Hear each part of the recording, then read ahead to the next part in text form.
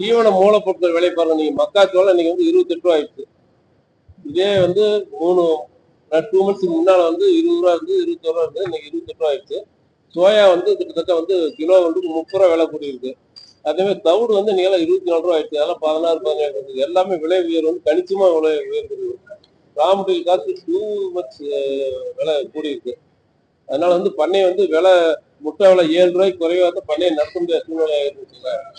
அது மட்டும் இல்லைங்க, இன்னைக்கு பண்ணையில பார்த்தா இன்னைக்கு செலவினங்கள் வந்து பண்ணை பராமரிக்கிறது வந்து எல்லாமே வந்து டே பை டே வந்து செலவினம் கூடிட்டு இருக்குது. ஈபி செலவு கூடுது, சம்பளங்கள் கூடிட்டு இருக்குது. அதே மாதிரி பண்ணையெல்லாம் பழைய பண்ணையா இருந்தாலும் ஃபார்ம் மேனேஜ்மெண்ட் மெயின்டெனன்ஸ் நிறைய செலவு வருது.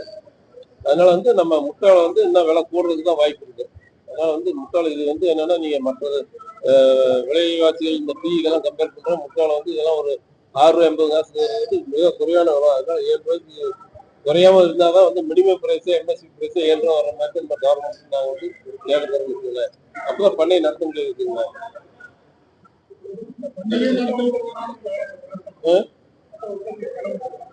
இன்னைக்கு இன்றைய இது உற்பத்தி செலவெல்லாம் பார்த்தோன்னா நம்ம கிட்டத்தட்ட 6 ரூபாய்க்கு மேல வரும்.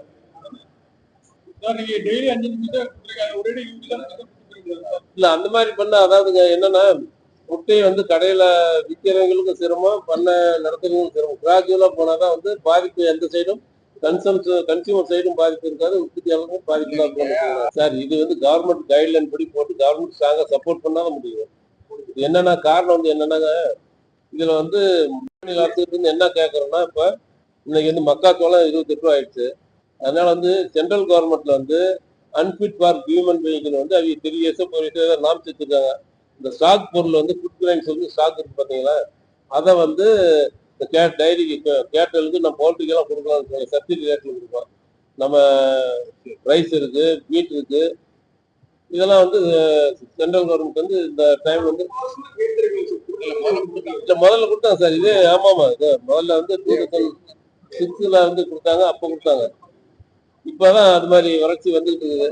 இது கோதுமை கொடுத்தா ரைஸ் அப்புறம் 2 கொடுத்தாங்க மானிய விலையில. ஆமா.